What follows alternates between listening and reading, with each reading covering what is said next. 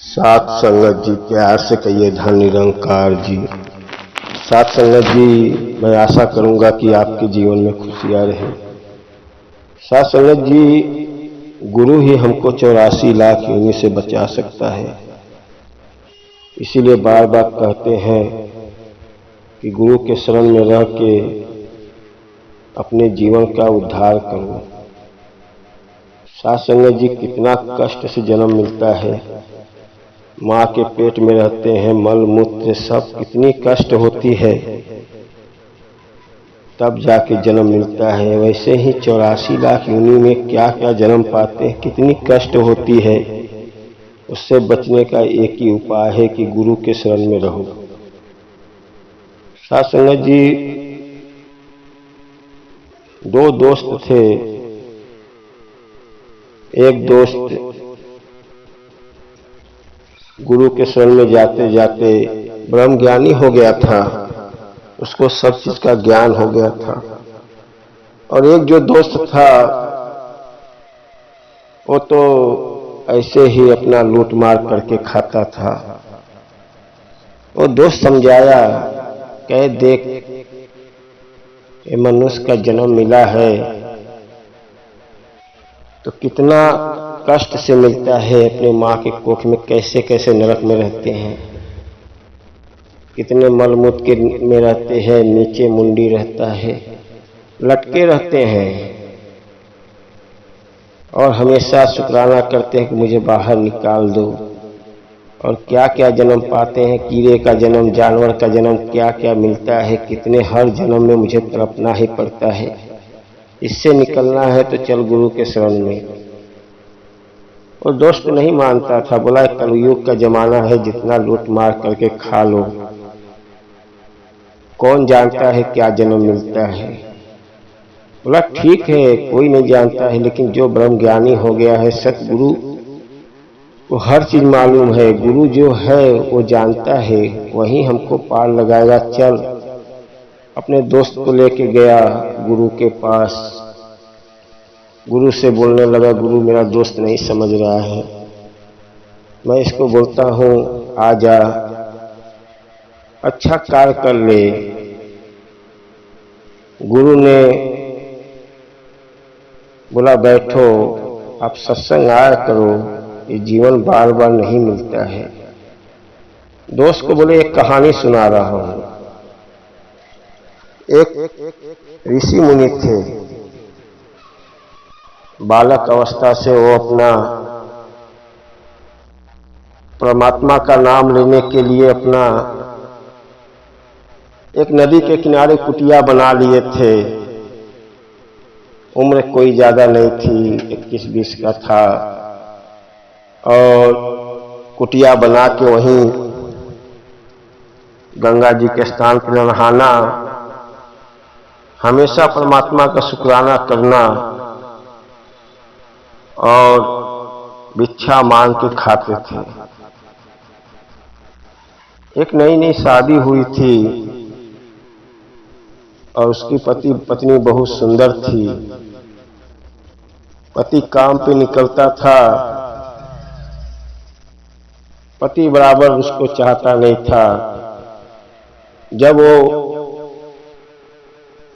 ऋषि मुनि बालक, उम्र ज्यादा नहीं थी, वो जब उस रास्ते से गुजरते थे, वो लड़की एक दिन ऋषि मुनि का चेहरा हैंडसम देखा, उनको बुला लिया अपने ऊपर, बोला आ जाओ इधर। भाई ऋषि मुनि भिक्षा मांगने निकले तो चले गए उसके कुटिया के ऊपर। उसने दरवाजा बंद कर लिया। अब वो ऋषि मुनि बोले ये क्या कर रहे मेरे साथ। अब वो गलत आचरण की थी। ऋषि मुनि परमात्मा को शुक्राना करने लगे कि देखो मुझे इस नरक से निकालो। भाई जो ऋषि मुनि थे परमात्मा का नाम लेते थे, परमात्मा ने उसके आदमी जो काम पे जाता था उस दिन उसके काम का छुट्टी मिल गया, वापस घर पे आने लगा। वापस आया, दरवाजा खटखटाया, उसकी बीवी घबरा गई। उसकी बीवी ने बाथरूम के अंदर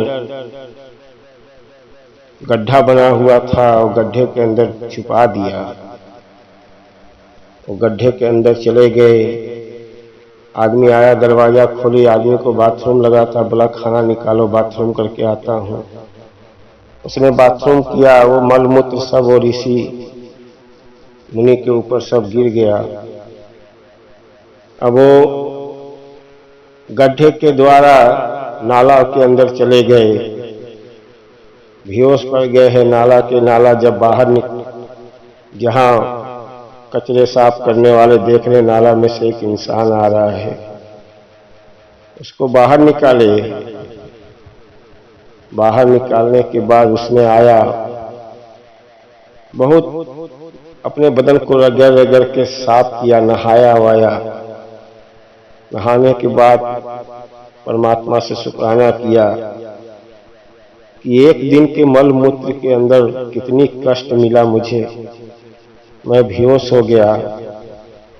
जब 9 महीना कोख में रहते हैं इंसान, मल मूत्र के अंदर कितनी कष्ट होती है, और 44 लाख कितना जन्म होता है, कैसे कैसे कष्ट भोगना पड़ता है।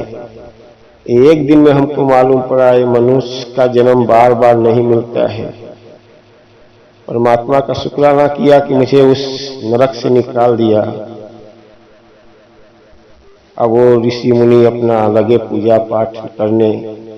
हमेशा बैठ के परमात्मा का शुक्राना करना। उस गलियों से, उस रास्ते से आते थे, जो भी भिक्षा दिया, कभी नजर उठा के ऊपर नहीं देखते थे।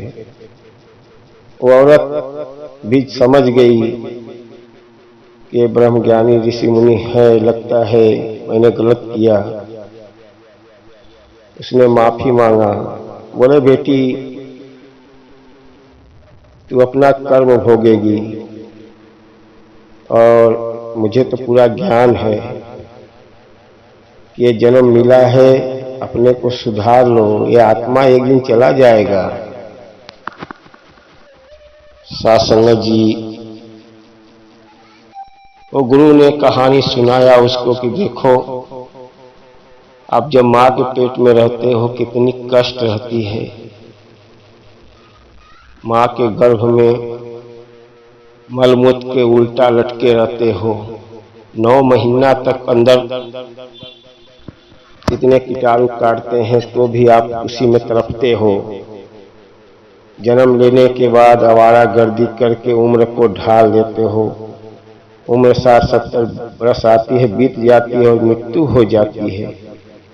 फिर जैसा कर्म करे रहते वहीं 44-84 लाख योनि में आके फिर जानवर का जन्म पाओगे, कि सांप का जन्म पाओगे, कीड़े का जन्म पाओगे, फिर आपको भोगना ही रहता है।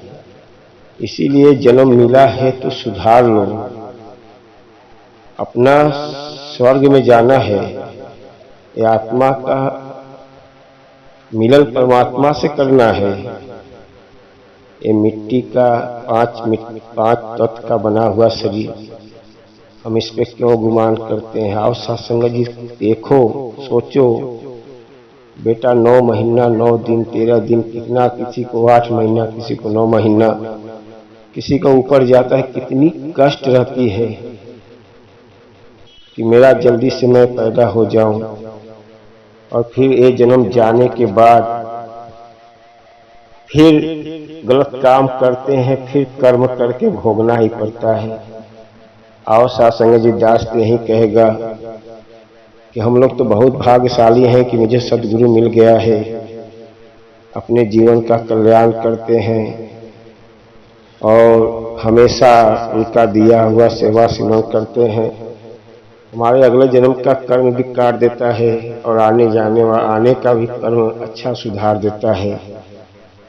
आओ सत्संग जी, दास से कोई गलती क्षमा करना। दास तो कोई न कोई विचार, कोई न कोई कहानियां आपके सामने लाता है, और अच्छा लगे तो लाइक सब्सक्राइब कर दो। और दास को भी हिम्मत दो कि हमेशा सदगुरु के चरणों में लगे रहे और सेवा सत्संग सिमरन करते रहे और अपने जीवन का उद्धार करे। और सबका जीवन का उद्धार हो। सदगुरु माता जी से यही अरदास है कि जितने भी संत महात्मा है, महापुरुष है, जो नहीं जुड़ा है, जो जुड़ा है, सबका जीवन में खुशियां दे, उनके घर में भरपूर खुशियों से भरा रहे, धन दौलत से कोई चीज का कमी न रहे। आओ साथ संगत जी, दास से कोई गलती क्षमा करना और प्यार से कहिए धन निरंकार जी।